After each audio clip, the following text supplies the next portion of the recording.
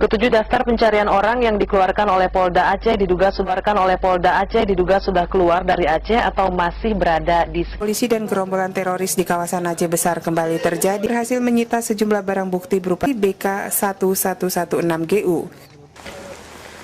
Umar Yusuf, Beras. Sementara itu Kapolda Aceh Irjen Pol Aditya Warman mengatakan kelompok ini Kabupaten Aceh Besar 3 pekan lalu. Ditangkap tim Densus 88 Mabes Polri karena diduga terkait dengan jaringan teroris.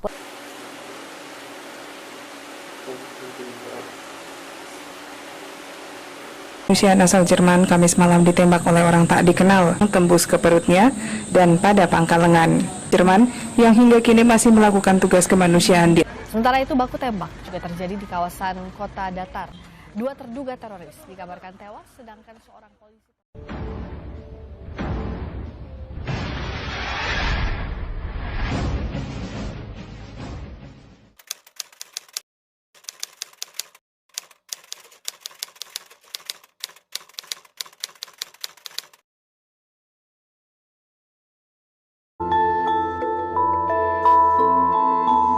Dralun masih ingatkah dengan 3 mantan teroris ini? Mereka adalah Tengku Muhtar alias Faruqi asal Luxmawe dan Taufik Marzuki alias Abu Sayyaf alias Alek serta Andri Marlan alias Tengku Ahmad asal Aceh Utara. Ketiganya pernah terlibat kasus teroris yaitu pelatihan militer di Pegunungan Canto, Kabupaten Aceh Besar pada tahun 2010. Tengku Muhtar alias Faruqi asal Luxmawe selain terlibat pelatihan militer juga pernah terekam jejak kasus teror sebagai pelaku penembakan ketua PMI Jerman di Banda Aceh tahun 2009. Kemudian pelemparan granat di kantor UNICEF Banda Aceh tahun 2009 dan kasus penembakan rumah 2 dosen unsyah warga Amerika Serikat di Banda Aceh tahun 2009. Gunung Salak, Hamzah CS, pulang-pulang mereka nanti ke sini. Dulu memang kita tahun 2008 mau berangkat ke Palestina, mau bantu Palestina, dibawa pulang ke sini tahun 2010 juga. Nama saya Mukhtar bin Ibrahim. Nama saya Andri Marlan Saputra alias Nepua. Dari 2008 sebelum FPI di Aceh belum ada, kami bersama Tengku Muslim yang sekarang sebagai imam FPI Aceh datang ke Jakarta. Kemudian singkat cerita kami dikasih mandat untuk membentuk FPI di Aceh pada tahun 2008. Yusuf Kardawi sebagai ketua, Tengku Muslim sebagai sekjen. Sedangkan saya pada waktu itu belum ada panglima-panglima istilah dalam FPI, tapi Kabid Bela Negara dan Jihad untuk Provinsi Aceh, dan itu dipercayakan sama saya pada waktu itu. Ya, ya masih menjabat.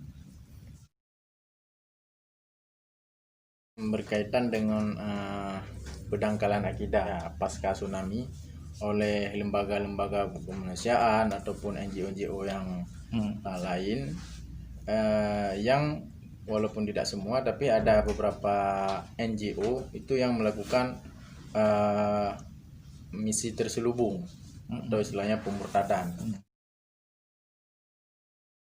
Yang kami sasarkan dalam 3 kasus ini mungkin tidak terlalu 100% benar, tetapi misi misionaris memang pada waktu itu sangat mengkhawatirkan untuk di Aceh. Yang kedua, karena pada tahun-tahun pasca tsunami itu lagi heboh-hebohnya Al-Qaeda, dan kita juga kemudian dalam ketika saya menjabat Kabid Bela Negara dan Jihad di FPI, kemudian bertemu dengan orang-orang ya Ustadz Hamzah atau yang kemudian kita kenal dengan Dul Matin, baru pada waktu itu kita kolaborasi ya antara sebagai FPI juga ya, tapi sebagai Al-Qaeda Serambi Mekah ya. Jadi makanya kemudian kita lakukan amaliyah. Jadi waktu itu pas memang momen tentang masalah Palestina kan, lagi gencar-gencarnya. Jadi kami pun dengan Yudi Zulfahri ada program di Aceh, yang program yang pelatihan idat lah kan. Jadi pas kami waktu itu di Aceh pun, dalam bahasa kita, orang-orang yang siap menampung ini belum ada. Nah, jadi akhirnya pas ada momen FPI, ada pendaftaran untuk membantu kaum muslimin di Palestina, kami musyawarah dengan Yudi Zulfahri, akhirnya menyusuplah kita ke sana untuk mencari orang-orang yang siap bergabung dengan kita untuk program di Aceh. Nah, setelah kami mendaftar di Batoh sama Yusuf Kardawi, Panglima FPI Aceh, dengan Yudi Zulfahri sudah setuju kalau saya cuma diplomasi antara pihak yang bikin program di Aceh untuk idat askari. Saya sebagai penghubung pertama antara pihak yang ingin membuat program idat askari di Aceh dengan pihak FPI. Jadi kita sudah terhubung dengan Yudi Zulfahri karena kita yang pertama, background saya belajar sama Ustadz Nur Adami. Yang Ustadz Nur Adami itu dia dulu mantan juru bicara GAM era 90-an. Juru bicara AM, waktu itu belum GAM. Nah, saya musyawarah dengan Yudi tentang masalah Palestina dan gencar-gencarnya penyerangan Israel di Palestina. Jadi kita tahu ada di media Serambi Indonesia waktu itu, koran, bahwasanya ada pelatihan direkrut orang-orang Aceh oleh FPI untuk diberangkatkan ke Palestina.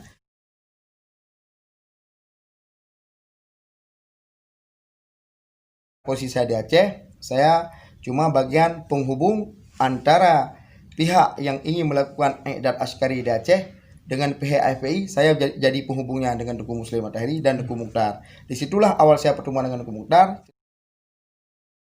Ada pertemuan tahap kedua, saya mengundang Duku Mukhtar dari pihak FPI Aceh untuk ikut program daurah yang dihadiri pematerinya oleh Ustaz Abdul Matin. Waktu itu kami kenal dengan Ustaz Hamzah.